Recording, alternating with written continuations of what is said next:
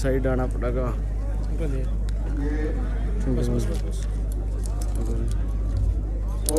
सिंह जी ने राष्ट्रीय अध्यक्ष पंचायत श्री ओम प्रकाश जी कंडेला प्रधान कंडेला खाप, श्री महेंद्र रिडाल जी प्रधान माजरा खाप, संरक्षक ईश्वर रेणु लोचक, प्रेस प्रवक्ता, बहुत सारे नाम हैं। अगर आपकी इजाजत हो तो मैं सबको प्रणाम करके छुट्टी पाऊं।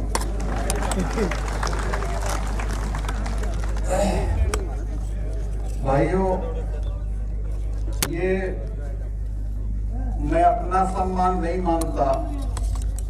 जो भी सम्मान या उपाधि आपने मुझे दी है, मैं इसको वापस करता हूं उन किसानों के लिए जो पूरा 1 साल दिल्ली की सड़कों पे पड़े रहे। और दुनिया के इतिहास में कोई ऐसा आंदोलन नहीं हुआ कि जिसमें चिड़िया ना मारी गई हो और जिसने अपना उद्देश्य हासिल कर लिया। मैं जब देखता था अपने लोगों की दुर्गति, उनकी परेशानी तीनों मौसमों में, गर्मी में, सर्दी में, बारिश में, किस तरह सड़क पे पड़े हुए थे बड़े बड़े चौधरी, जिनकी 40-40 गांव में बात चलती है, वो दिल्ली की सड़कों पे पड़े थे।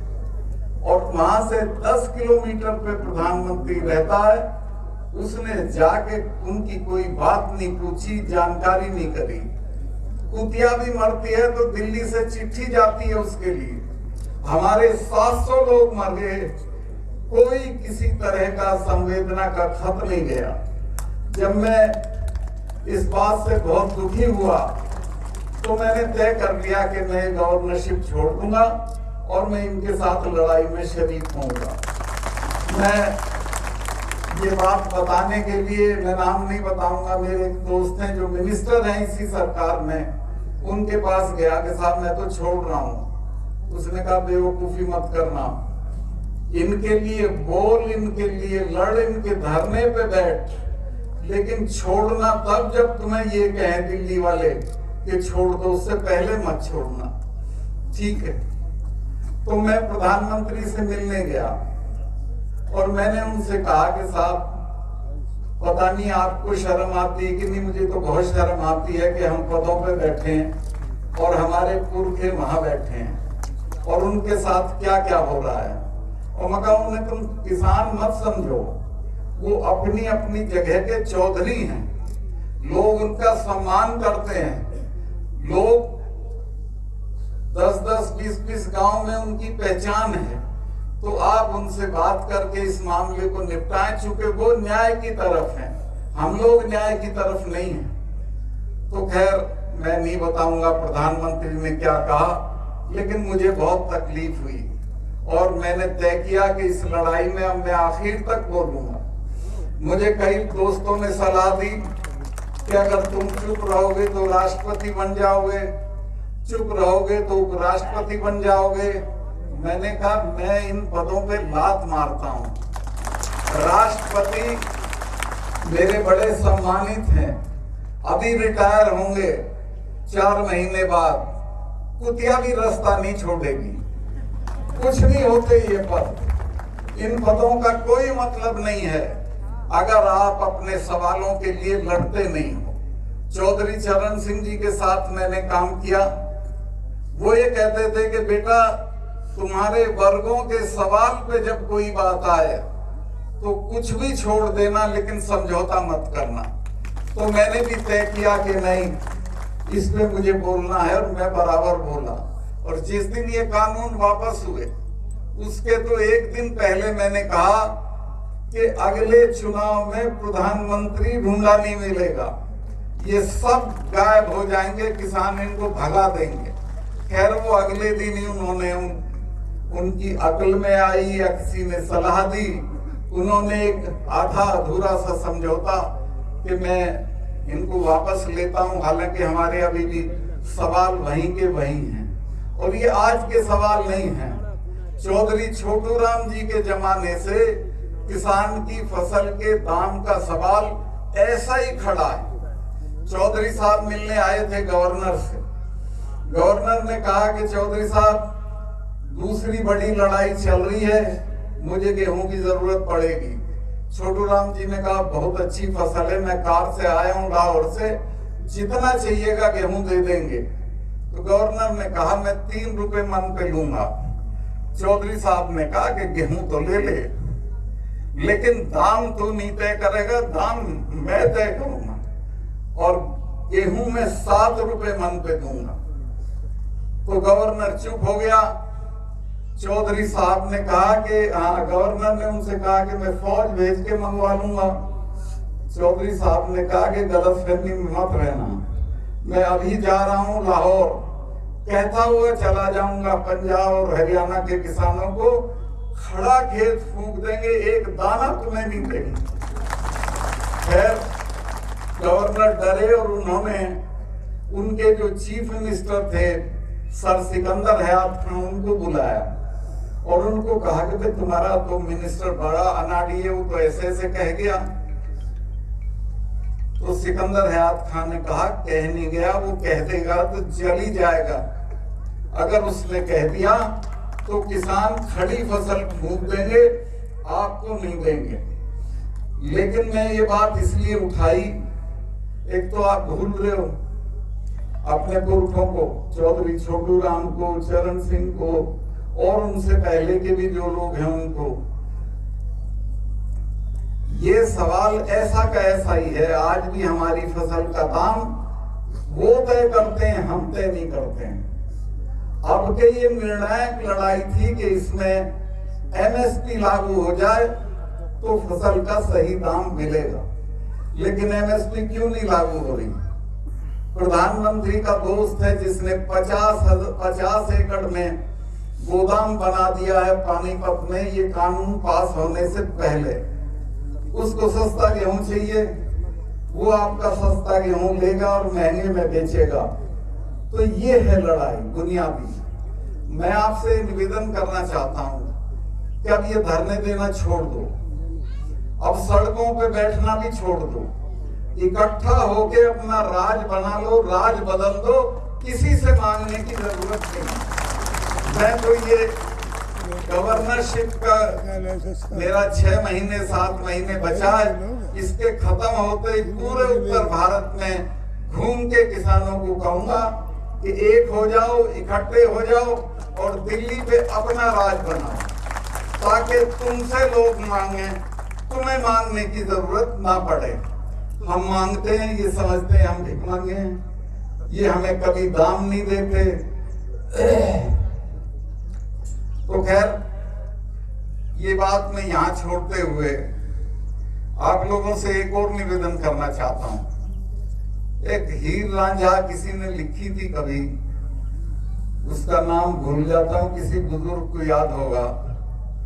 तो उसने हमारी बिरादरी के 17 अवगुण गिनाए थे, नाराज मत होना आप।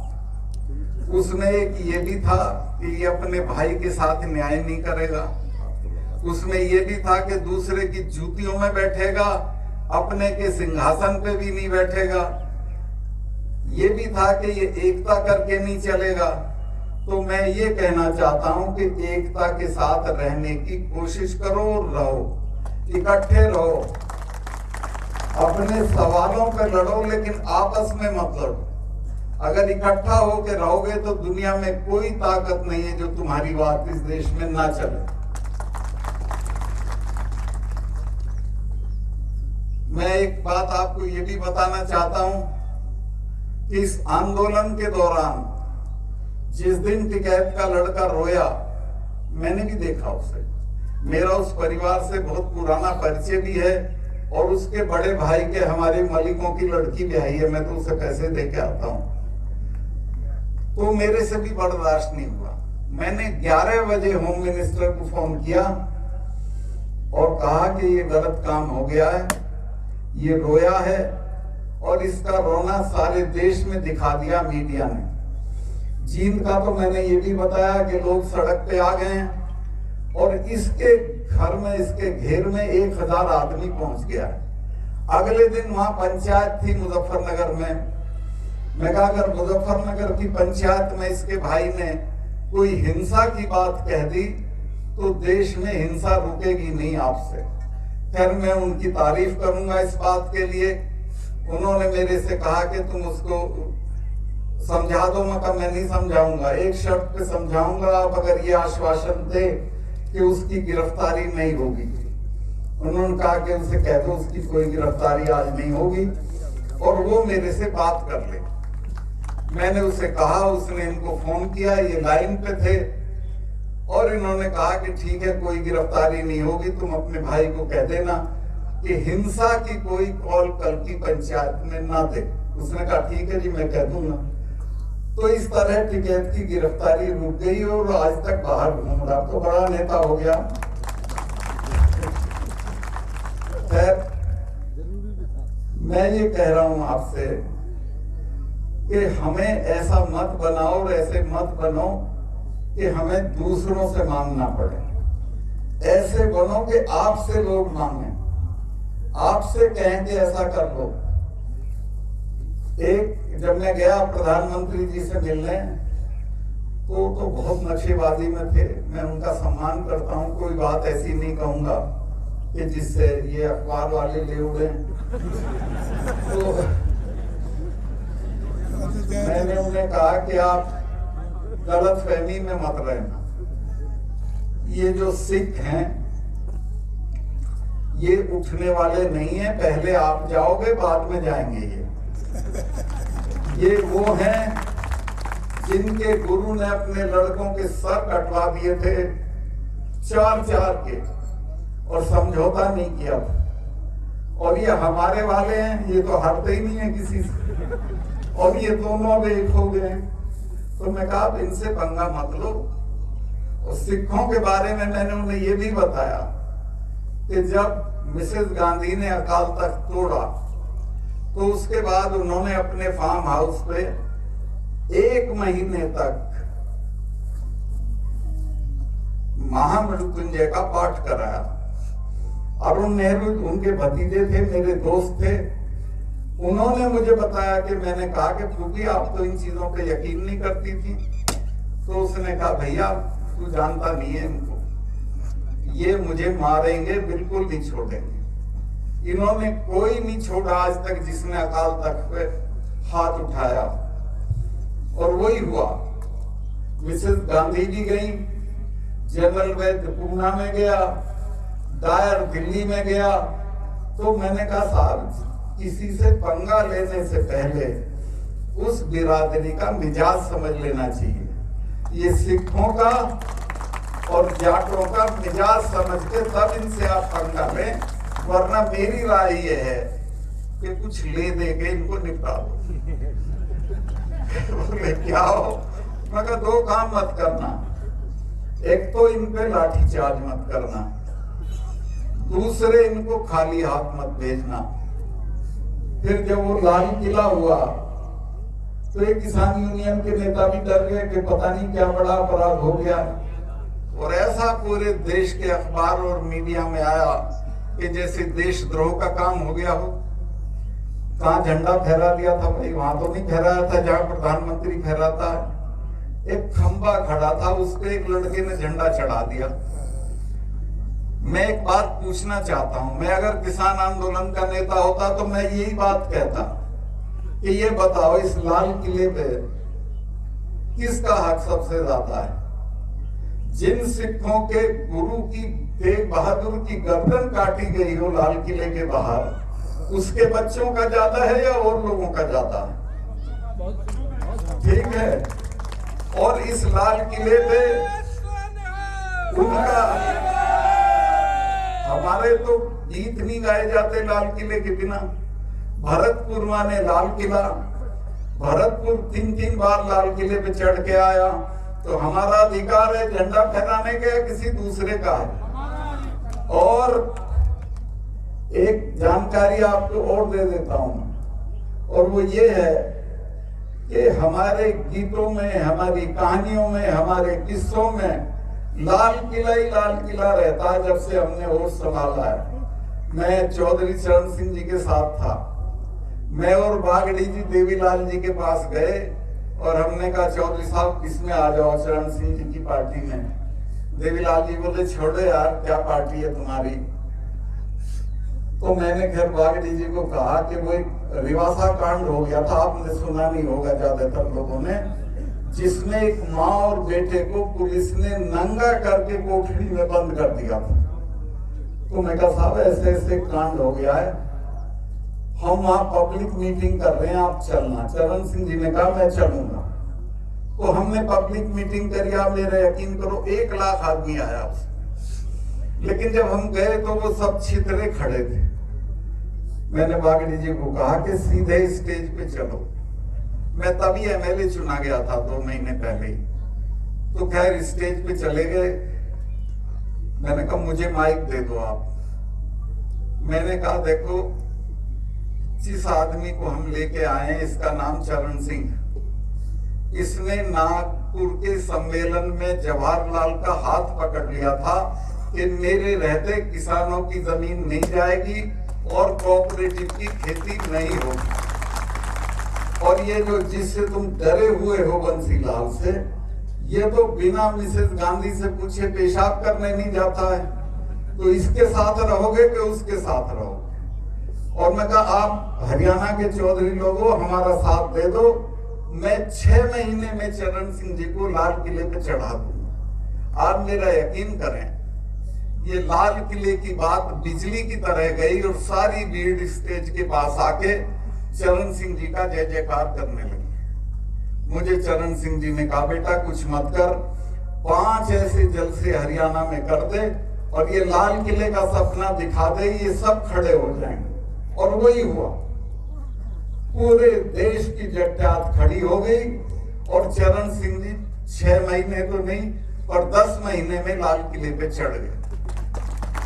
तो मैंने कहा कि भाई लाल किले पे हमारा हक है, हमको दोषी मत बनाओ, हमारे लड़कों को देशद्रोही मत कहो, इन पे मुकदमे मत करो। चले गए, चढ़ा दिया। वो भी कोई पार्टी का झंडा नहीं था, निशान साहब था जिसके लिए हजारों सिखों ने कुर्बानी दी हुई थी।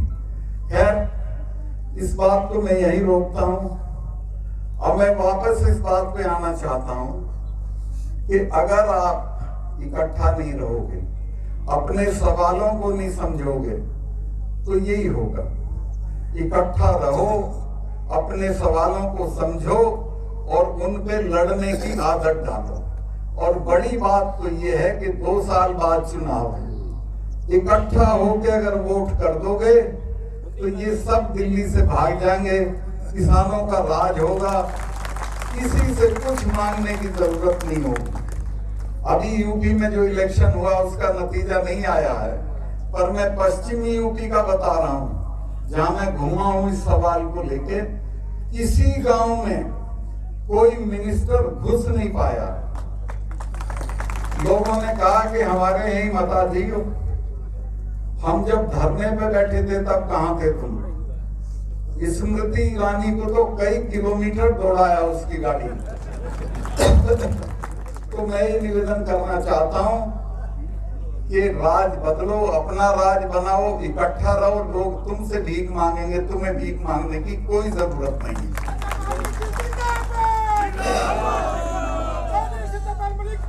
मैं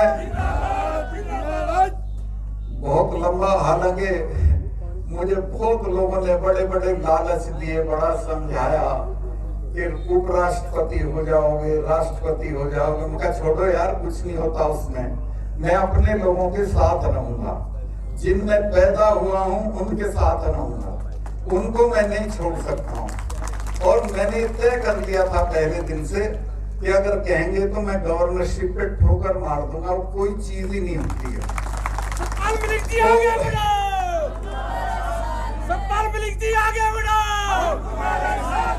अब मैं आप में से शराब तो जरूर पीता होगा कोई ना कोई।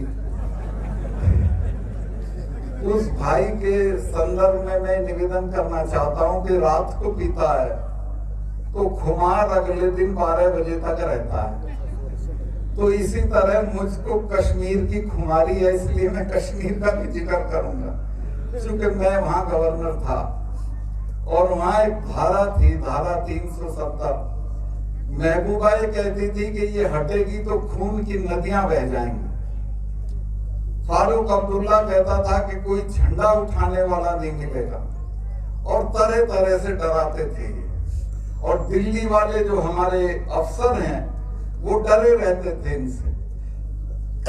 मैंने प्रधानमंत्री को कहा कि मैं सिफारिश भेज रहा हूं, मेरी सिफारिश पे होता था वो, आप इसको राज्यसभा में पास कर दो और मेरी जिम्मेवारी है। अगर कुत्ता भी भौंक जाए और आप हैरत करोगे कि वो हटी दफा, सारे नेता गिरफ्तार हुए, चिड़िया नहीं बोली। और मेरे पूरे कार्यकाल में मुझे एक भी कारतूस फायर नहीं करना पड़ा। सब मैंने लोगों को डरा रखा था कश्मीर के कि तुम क्या कर लोगे, तुमके 200 लड़के हैं, ये हमारी फौज का 1 हफ्ते का काम है, और हम दुनिया की नंबर 2 नंबर 3 की फौज है, उससे लड़के क्या हासिल करोगे? बातचीत से तुम सब हासिल कर सकते हो। उसका नतीजा ये हुआ कि कश्मीर की जनता ने उस बात को समझा, और 370 हटने के बाद भी वहां कुछ नहीं हुआ। किसी को यकीन नहीं था। मैं जिस दिन अगले दिन सुबह मुझे चिट्ठी भेजनी थी अमित शाह जी को, मैंने चीफ सेक्रेटरी को बुलाया और कहा कि ये चिट्ठी भेजनी है कल। बोला क्यों? मगर 370 हट रही है। तो बोला जी ये तो 1000 आदमी मारना पड़ेगा। मैं कहा क्यों? कह ली यहाँ तो रिवाज है, यहाँ तो जब बुरहान वानी मरा था तो 150 आदमी मरा था, तो थानों पे चढ़ जाएंगे, तो हथियार छीन लेंगे, और आप भी अपनी सिक्योरिटी में से कश्मीरियों को हटा दो। मगर तुम बेवकूफी की बात मत करो, मेरी सिक्योरिटी में यही रहेंगे, और मैं इस 370 को हटा के दिखाऊंगा। कुछ नहीं होने का, कुछ भी नहीं हुआ, चिड़िया नहीं मरी, कुत्ता नहीं भौंका, और ये नेता शाम को उठवा के मैंने जेल में भेज दिए। लोगों का ये जरूर आया मेरे पास फोन कि साहब अभी इन्हें छोड़ियो मत। समझे आप? तो मैं तो बल्कि इस बात से नाराज था कि प्रधानमंत्री ने उन्हें छोड़ के और बुला के चाय पिला दी, जिसकी कोई जरूरत नहीं थी। शेख अब्दुल्ला 10 साल जेल में रहे थे, ये तो साल ही भर हुआ था इन्हें, तो ये बदनाम थे। मैंने लोगों को कहा कि आपके बच्चे मरते हैं, इनका तो कोई मरता नहीं है, अब के इनको देखने दो। तो कह रहे नहीं वे वो दफा 370 भी हट गई, 27 भी हट गई, और कुछ नहीं हुआ। वहां अमन चैन है और अमन चैन रहेगा। तो मैं बहुत लंबा भाषण कर दिया। मैं कंडेला और माजरा खाप के जो चौधरी साहिबान हैं उनके सामने सर झुकाते हुए ये कहना चाहता हूं कि आज तो मैं सम्मान कराने आया हूं, लेकिन कभी आपकी लड़ाई होगी तो सबसे पहले आऊंगा। जब आप कभी भी कोई संकट पड़े तो मुझे याद कर। आज मुझे इस बात का अफसोस है कि मैं चबूतरे पे नहीं जा पा रहा हूं, लेकिन फिर किसी वक्त जब वो चबूतरे का काम निबट जाएगा वहां भी जाऊंगा। और ये जो हमारी खापें हैं इनको बड़ा बदनाम करते हैं अखबार के लोग, ये हमारी ताकत है। औरंगजेब से लेके बहादुर शाह जफर तक सबकी चिट्ठियां मौजूद हैं हमारी। दादाजी कौन सी है वो? सोरम खाप। हाँ, सोरम खाप मुजफ्फरनगर में। सब ने हमें आजादी दे रखी थी कि अपने फैसले ये खुद करेंगे। और हमारा जो मलिकों वाला टाइटल है ये बादशाह ने दिया था, इसलिए कि ये अपना जो फैसले हैं वो अदालत में नहीं खुद करेंगे और वो फैसला माना जाएगा।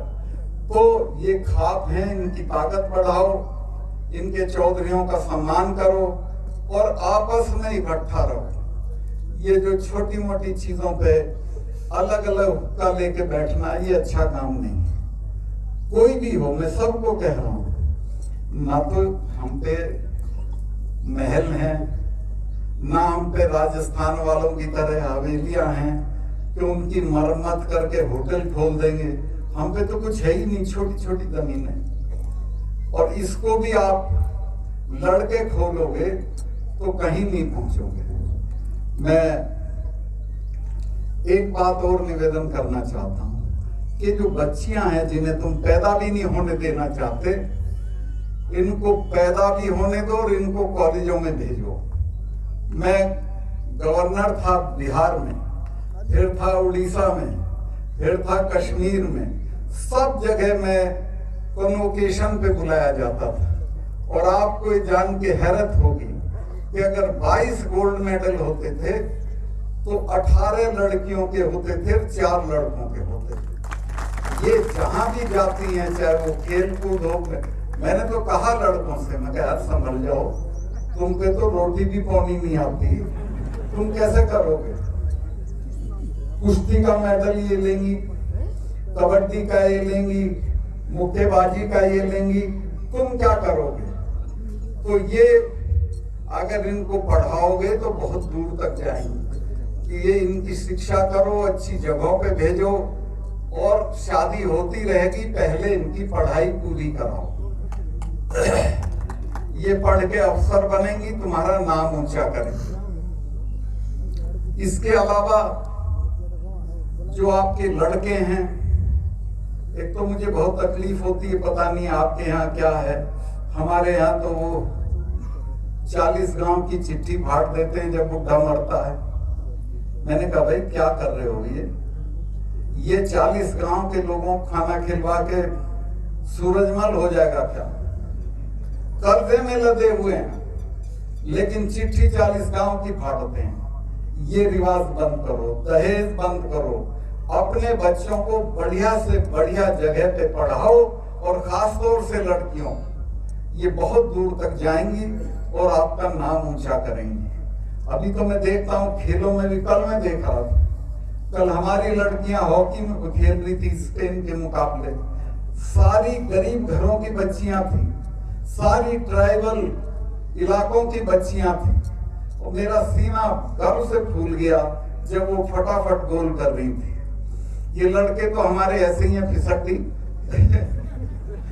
पर फिर भी मुझे अफसोस होता है कि इन्हें तो ये तो दारू पकड़ लेते हैं बहुत जल्दी और बर्बाद हो जाते हैं, लेकिन ये बच्चियां दूर तक जाएंगी, इनको आप पढ़ाओ, अच्छी जगहों पे पढ़ाओ। ये 40 गांव की चिट्ठी फाड़ना बंद करो, दहेज बंद करो, आपस में झगड़े बंद करो, आपस का जो किसी भी तरह का विवाद है उसे पंचायतों में खाप में निपटाओ, और इकट्ठा होके रहो, तो तुम्हें कोई नहीं हरा सकता। आपने देख लिया इस किसान आंदोलन में, देख लिया सिर्फ एकता की वजह से तुम्हारा कुछ नहीं बिगड़ा। और बड़ी चीज ये हुई कि इससे पहले ना सिखों को ये पता था कि हम उनके हैं, ना हमें ये पता था कि ये हमारे हैं। अब तो हम 1 और 1 11 हो गए, हमारा कोई कुछ नहीं बिगाड़ सकता। आप सिर्फ इकट्ठा रहो और अपने बच्चों को तालीम दो, दुर्व्यसन से बचो और आगे बढ़ो। बहुत लंबा भाषण मैंने कर दिया, मेरी समझ में भी नहीं आ रहा था क्या बोलना है, क्योंकि पंचायत और खाप के लायक मेरे पास भाषण भी नहीं था। खैर मैंने अपना काम चला लिया है, कोई गलती हुई तो माफ करना। मैं आप लोगों से ये जरूर कहते जा रहा हूँ, ये आश्वस्त करके जाता हूँ कि इन खापों का जो खाप यहाँ आई 100 की 100, कभी इन पे कोई संकट पड़े तो मुझे याद कर लेना, मैं आपके लिए हाजिर हो जाऊंगा। बहुत बहुत धन्यवाद।